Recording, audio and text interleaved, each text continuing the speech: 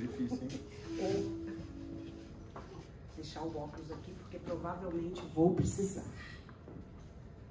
Bom, eu escolhi hoje, tudo bem? Eu escolhi hoje para falar sobre Maria Madalena. Quem foi Maria Madalena? Ou Maria de Magdala? Alguém sabe dizer alguma coisa a respeito de Maria Madalena? Por que eu estou usando isso? Tem um aqui. Desliga ele. Tá chique. Marcos, pois é. Isso. Oi? Oi? Então tá bom. Esse aqui é perigoso eu deixar cair no chão. Então vamos lá. Bom, então eu vou fazer uma introdução sobre Maria de Magdala, tá? Vamos ver aqui, se fica melhor.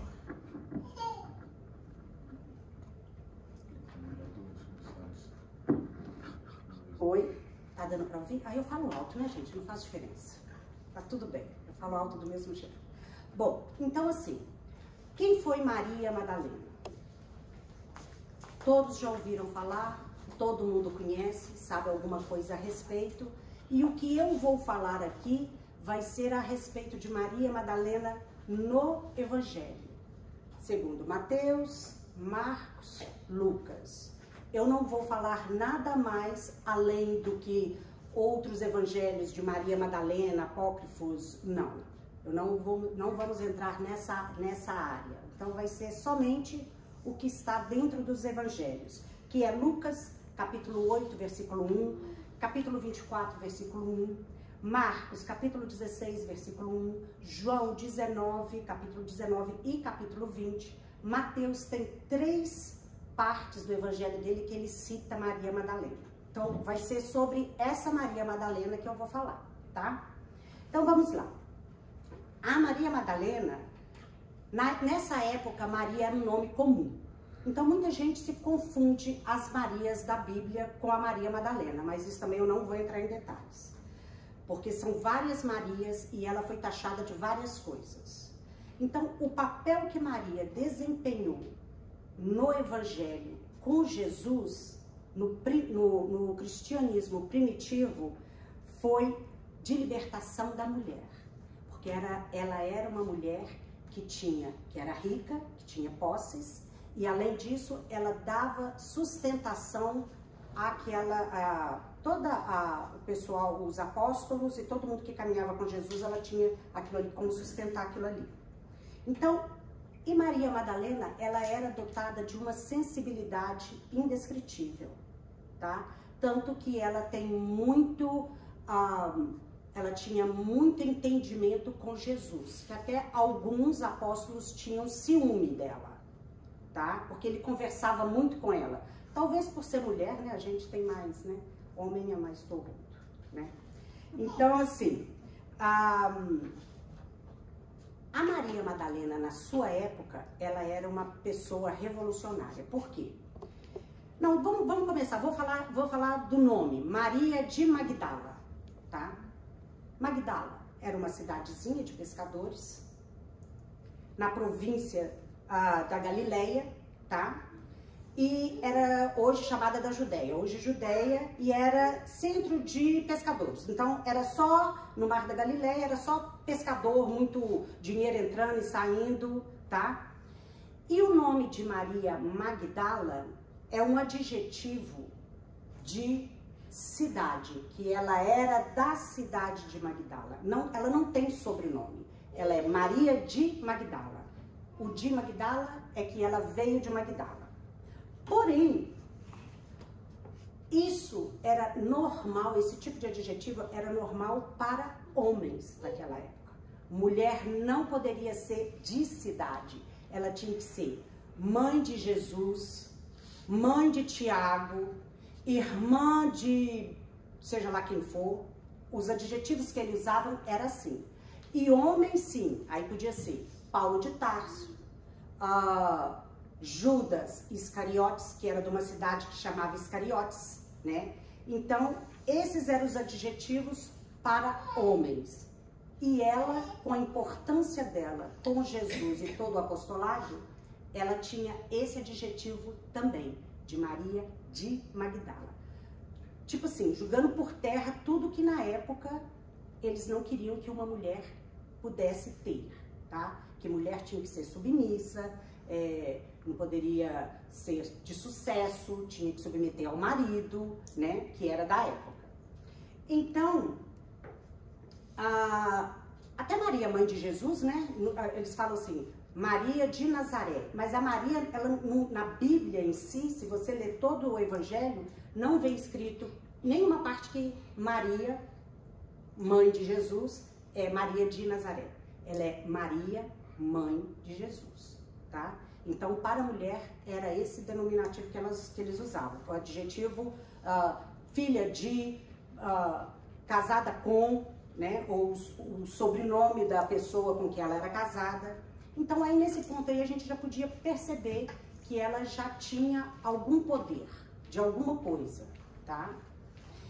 E por muito tempo não, gente, por muitos séculos, tá? Maria foi considerada prostituta. Aí todo mundo fala, não tem... Bom, eu vou falar porque eu sou de Minas, lá em Minas a gente fala assim, ah lá, fulano tá com uma cara de Maria Madalena, arrependida. Tem uns ditados assim. Por quê? Porque ela levou esse rótulo de prostituta. Por quê? Ela era uma mulher rica, poderosa, tinha dinheiro, com certeza lidava com os homens tete a tete, que a mulher tinha que ser submissa e ela não. Ela tinha condições financeiras e ela tinha postura disso. Então, assim, ela ficou mais de 1.400 anos levando a fama de prostituta, até então que o Papa resolveu retificar isso. Mas isso tudo aí foi dado a ela esse rótulo, por quê? Por um Papa chamado Gregório Magno, no ano de 591, ele fez um sermão e nessa época a Maria por estudiosos teólogos, tá? Eles disseram que nessa época Maria de Magdala, ela tinha um segmento, todo mundo falava muito dela, todo mundo seguia ela. E depois que ele colocou ela como pecadora e que ela não era de boa índole, aí isso foi morrendo. E isso morreu por praticamente 1.400 anos até agora, recente, que o Papa fez uma verificação no Vaticano e resolveu mudar isso, tá? Isso foi em 1969, o Vaticano fez uma retificação, uma crítica sobre a Maria de Madalena, e eles colocaram mais ou menos assim, reafirmando que Maria Magdala nunca tinha sido uma prostituta, e sim ela foi marcada por desvios espirituais. Porque a Maria de Magdala, ela aparece no Evangelho pela primeira vez em Lucas. Lucas 8, capítulo 1, até o 3. E aí ela aparece como uma pessoa que tinha demônios, tá? Então eu vou ler para vocês, só para vocês terem noção do que fala. E sucedeu depois disso que ele percorria cada cidade e aldeia proclamando o evangelho do reino de Deus. Os 12 estavam com ele. E algumas mulheres que haviam sido curadas por espíritos maus e enfermidades. Maria, chamada Magdalena, na qual saíram 7 demônios. Joana, mulher de Cusa, administrador de Herodes, Susana e muitas outras, as quais serviam ele, Jesus e os apóstolos com os seus bens. Então, Lucas fala isso. Outros apóstolos também falam, mas falam menos. Lucas é o que mais entra em detalhes com as mulheres e com Maria de Magdala, tá? Então, quando fala que essas mulheres tinham dinheiro e sustentavam todo o apostolado de Jesus, então elas tinham algum poder. Uma era de Cusa, a outra era Susana, são mulheres de poder da época, tá? Alguns historiadores acreditam que esses 7 demônios pode se referir às doenças físicas e psicológicas que ela tinha, que Maria de Magdala tinha. Que a gente sabe muito bem que quando a pessoa está com um obsessor, às vezes, dependendo da situação, ela faz coisas que não deveriam, né? Então, no caso, seria mais ou menos isso.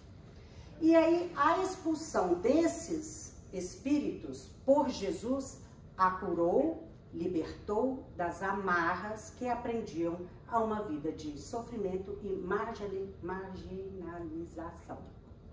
Que ela provavelmente, né, não cita nada, gente, não tem nada no Evangelho falando nada. Só fala que ela tinha 7 demônios, é o que fala. Agora, o resto, tudo que todo mundo fala sobre Maria de Madalena, Maria Madalena, é o que eles acham, é o que um historiador leu em algum evangelho apócrifo, alguma coisa assim, tá? Então, o encontro dela com Jesus foi uma divisão de águas. Jesus a libertou das aflições e também a transformou num espírito renovado, na esperança de iniciar uma nova vida a caminho da fé. Maria reconheceu Jesus como o Messias esperado, que todos na Judéia esperavam por um Messias. E ela reconheceu em Jesus este Messias, tá? E como a imagem dela foi distorcida, né, por uma era patriarcal, porque ela tinha dinheiro, então a imagem dela foi totalmente distorcida. Aí, Maria Madalena era uma figura forte desde o início do cristianismo, mas em uma sociedade patriarcal, né, em que Jesus ressuscitado apareceu para uma mulher, em primeiro lugar, confiando a ela a missão de anunciar a ressurreição aos apóstolos, né? Isso é a mais alta missão. Então, isso aí elevou Maria de Magdala ao topo, tá? Porque, primeiro, Jesus apareceu para uma mulher e falou com ela, vai lá e avisa que eu vou aparecer na Galileia daqui X dias. Então, quer dizer, ela que foi levar essa fala de Jesus, né? Sendo que tem algumas partes que a gente lê em psicografias que falam que Pedro mesmo pergunta, mas por que ela, né? Por que não foi a mim, né, Pedro, né? Por que chamou Maria, uma mulher, tipo, uma mulher? Porque na época era assim, as mulheres eram consideradas submissas, tinha que seguir todo aquele, né, processo. E foi Maria Madalena uma das suas primeiras mensageiras que pregou as mensagens de Jesus logo depois que ele morreu. Ela espalhava a boa nova, né, com fervor, e ela realmente entendia, compreendia e absorvia a mensagem de Cristo, tá? Ela foi crucial na fundação do cristianismo e todo o legado espiritual. Aí nos evangelhos, mostra que ela ficou muito desacalentada quando Jesus morreu, né, na cruz. Então, ela ficou sentada ali, o Evangelho de João, eles falam, que ela ficou sentada ali, de vigia no túmulo dele, até certa hora. Depois saiu, quando ela já voltou, foi que ela viu que a pedra tinha sido movida, né. E tem, na revista O Reformador, de maio de 2007, eu vou ler aqui, menciona Maria de Magdala, tá? Eles, na revista O Reformador, fala assim, quando Jesus ressurgiu do túmulo, a negação e a dúvida imperava no círculo dos companheiros. Voltaria ele? Perguntavam perplexos. Quase impossível seria o Senhor da vida eterna, que se entregara na cruz, expirando entre malfeitores. Porque aquilo ali, gente, foi uma decepção para todos os apóstolos. Eles não contavam que Jesus ia se rebaixar tanto, porque a cruz era o pior destino de um malfeitor, de uma pessoa má. A cruz era o pior, E então, para os apóstolos, aquilo ali foi terrível. Jesus morrer na cruz foi um terror. Então, tipo assim, Será que ele vai voltar? Como é que vai ser, né? Maria Madalena, porém, a renovada, vai ao sepulcro de manhãzinha e maravilhosamente surpreendida vê o mestre ajoelhando-se aos pés. Ouve-lhe a voz repassada de ternura, fixa-se o olhar no seu magnânimo. Entretanto, para que a sua visão se lhe fizesse mais nítida, foi necessário organizar um quadro exterior. O jardim recendia perfumes para sua sensibilidade feminina. A sepultura estava aberta, compelindo a raciocinar, para que a gravação das imagens a tornasse bem clara, lavando-lhe todas as dúvidas de imaginação. Maria julgou, a princípio, que tinha visto um jardineiro, porque ela viu a sombra, mas não identificou quem que era. Antes da certeza, a perquisição da mente precedendo a consolidação da fé. Embriagada de júbilo, a convertida Magdala transmite a boa nova aos discípulos confundidos. Os olhos sombrios de quase todos se enchem de novo de brilho. Então, quando ela chega e anuncia para eles, Jesus está vivo, eu vi, e ele falou que vai encontrar com a gente na Galileia, os olhos brilharam, porque, gente, todos eles fugiram, ninguém ficou. O único que ficou foi Maria Madalena, Maria, mãe de Jesus, e João, os três que ficaram até o final com Jesus. O resto, todo mundo estava disfarçado, com medo de ser preso, com medo de ser perseguido, com medo de ser crucificado, todos, né? Exceto Judas, que suicidou. Outras mulheres, como Joana de Cusa e Maria, mãe de Tiago, dirigiam-se ansiosas para o mesmo local, conduzindo perfumes e preces gratulatórias. Não enxergam o Messias, mas entidades resplandecem lhes falando do mestre que partiu.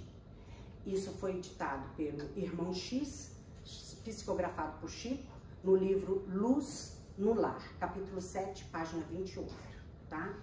Então, assim, a Maria teve o privilégio de ter visto Jesus ressuscitado. Coisas que, para uma mulher naquela época, era bem complicado.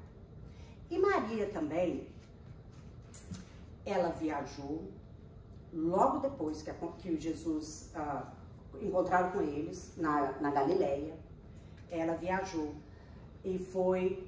O papel dela anunciando o evangelho foi fundamental para a mensagem cristã da época, tá? Aí, eu coloquei aqui, né? Enquanto que muitos se escondiam, tremendo de represálias, Maria percorria cidades e vilarejos, inspirando o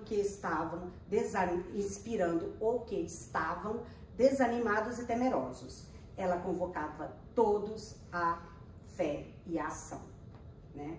Aí no Pão Nosso também, no livro psicografado por Chico de Emmanuel, no capítulo 19, também fala-se de Maria Magdala. Eu peguei todas as partes que poderiam estar falando de Magdala como uma pessoa, não a visão que a gente tem de que ela era uma prostituta, que ela era de má índole, não, a real Maria de Magdala. Tá? Então, nesse capítulo 119, eu peguei bem o finalzinho dele que está falando, fala assim: Jesus chorou no horto, quando sozinho, mas em Jerusalém foi o peso da cruz. Roga às mulheres generosas que o amparavam a cessação de lágrimas angustiosas. Porque na hora que ele caiu, Jesus estava carregando, e ele caía, quem ia lá e enxugava a lágrima e olhava para ele eram as mulheres. Todos os homens tinham corrido, todos os apóstolos tinham corrido. Na alvorada da ressurreição, pede a Madalena que esclareça o motivo de seu pranto, junto ao sepulcro. A lição é significativa para todo aprendiz. Se um ente amado permanece mais tempo sobre a tempestade, necessária, não te entregues a desesperos inúteis. A queixa não soluciona problemas. Ao invés de magoá-lo com soluços, aproxima-te dele e estenda-lhe as mãos. Esse capítulo fala que a pessoa fica reclamando, no capítulo 19 do Pão Nosso, a pessoa reclama muito, é o aprendiz. Então, que você tem que aprender a lidar com as situações de dificuldades que a gente tem, que não adianta a gente ficar só no choro, que a gente tem que estender a mão e seguir para adiante, né? Aí, Maria, depois que Jesus ressuscitou, encontrou com eles na Galileia, falou com eles o que tinha que ser feito, que agora, a partir dali, eles que iam curar, tirar os demônios, fazer todo o processo que ele fazia. Então agora ele estava passando isso para eles, deu poder para todos eles, para todos os apóstolos. Inclusive as mulheres também estavam com eles. E dali cada um repartiu, foi para um canto. Maria saiu encaminhada e ela foi pregar o evangelho. Ela pregou o evangelho em todos os locais. Ela foi viajando sozinha, onde ela passava, ela contava o que tinha acontecido, que ela estava com Jesus. Ela foi uma mulher, tem lugares que falam que ela é a apóstola dos apóstolos, porque ela foi uma pregadora do evangelho, tá? Só que, porém, ela ficou muito tempo nessa vida pregando, né? E ela encontrou uma turma que eram os marginalizados, né? Que eram os que tinham lepra, tá? Então, ficavam à margem, né? Escondidos, porque todos eles tinham que ficar escondidos. Então, ela ajuntou-se a eles, a todos eles, e começou a contar as maravilhas de Jesus, que tinha ensinado para ela. Ele ficou com essa turma e aonde eles iam, ela ia também. E todos os dias ela contava as histórias de Jesus e todo mundo ficava maravilhado com o que ela falava. Porém, obviamente, que ela pegou lepra, né? Ela ficou, e a hanseníase, e ela cuidava de todos eles. Mas isso ela já pegou depois de muitos anos. Ela já tinha passado mais de 20, 30 anos trabalhando em tudo isso quando ela ficou doente, tá?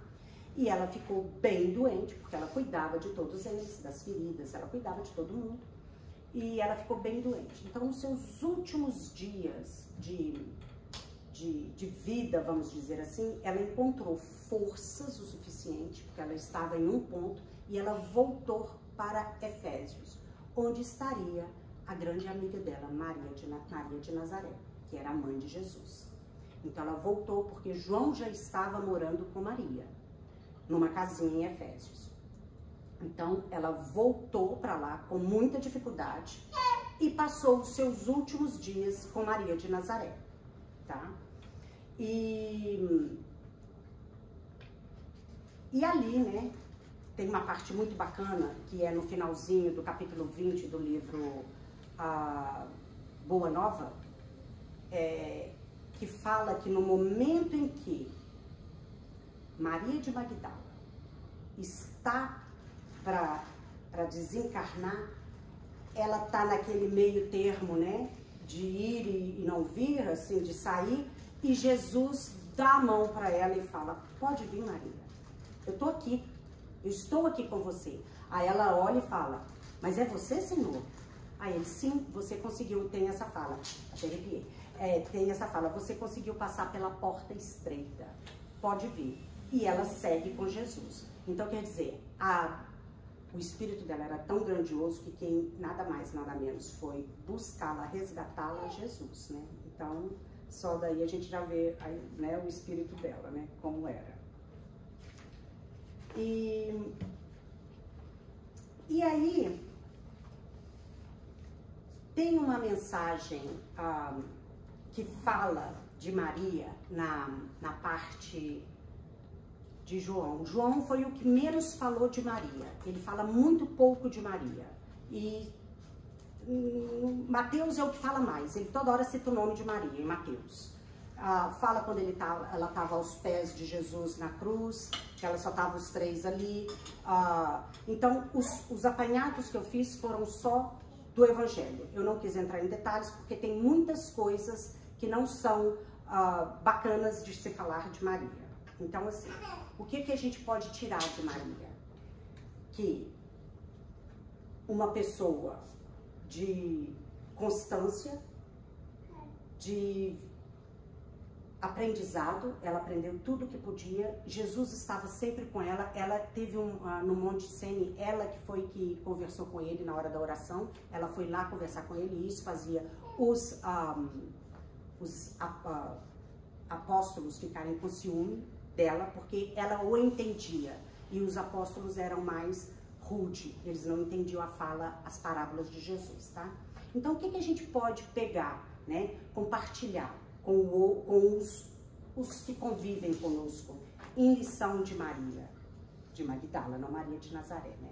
Mas de Maria, que a gente possa abraçar, né, a condição de renunciar o mundo interno, gente, o externo e o interno, porque nós temos que trabalhar conosco mesmo.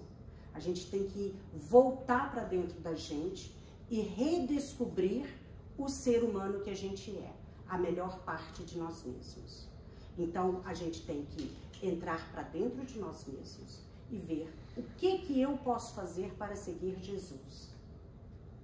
Eu vou ser uma Maria de Magdala, uma Maria de Nazaré? Não, mas todo momento que eu der um passo à frente, eu já estou subindo um degrau. Eu não posso ficar parada muito tempo. Então, toda vez que eu tiver a ideia de ajudar o próximo, de ajudar a mim mesma, porque eu também tenho que ajudar a mim mesma, eu também tenho que ter compaixão comigo. Primeiro que para a gente amar alguém, a gente tem que amar a nós mesmos. Se eu não consigo me amar, eu não vou conseguir amar o próximo. Então, a gente tem que amar a si próprio, para depois a gente doar. Então, foi isso que Maria fez. Ela largou tudo que tinha, foi conviver com Jesus. Jesus partiu, ela foi conviver e pregar o evangelho dele e viver a vida que ela achou que era o melhor, que um dia também a gente, quem sabe, podemos fazer o mesmo, né? Então, que o exemplo de Maria, né, abrace a nossa condição de renunciar esse mundo interno que nós, né, temos aí, que às vezes a gente não consegue deixar um celular, né? A gente não consegue parar de assistir uma série, né? E vamos focar em outras coisas. Bom, eu também, gente, eu também tô nessa, tá? Eu também tô nessa. Então, assim, né? Então, vamos lembrar da Boa Nova. O Cristo vive. E é só Ele que temos acesso, só através dele temos acesso ao Pai, né? Então, e o caminho eterno, né? É o que a gente está focando, porque todos nós, um dia, vamos ser anjos, independente de quantas reencarnações vão ser necessárias para mim, né? Mas eu um dia, a minha alegria de saber que eu vou ser anjo, um dia, né? Então, e Jesus sempre disse, né? Sou a verdade, o caminho e a vida. Então, vamos seguir o caminho de Jesus. Por mais que seja complicado, difícil hoje, mas se não der hoje não tem importância, amanhã. Se não deu hoje, mas amanhã. Mas não deixe sempre o amanhã tornar amanhã, amanhã, amanhã, e aí você nunca completa isso.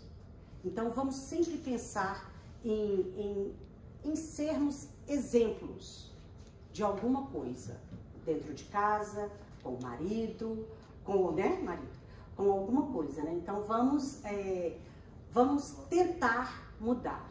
A reforma íntima tá aí, a gente fala demais em reforma íntima, mas se a gente não seguir uns modelos, né? Porque Jesus é nosso guia e modelo, então a gente tem ele para seguir. Não adianta a gente seguir outras pessoas, a gente pode seguir eles, pode seguir os apóstolos, pessoas que doaram as suas vidas. E a gente também pode conseguir fazer isso, nem que for um pouquinho a cada dia, tá?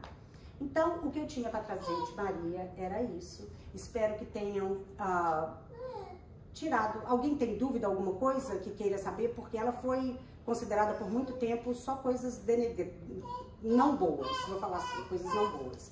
Mas ela totalmente foi uma pessoa do bem.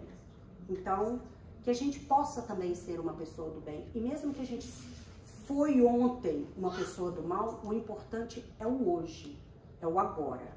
Vamos fazer essa mudança agora. Não vamos deixá-la para amanhã. Porque amanhã, às vezes, pode ser tarde, por algum motivo. A gente nunca sabe, pode ser tarde. Então, a mudança tem que ser agora.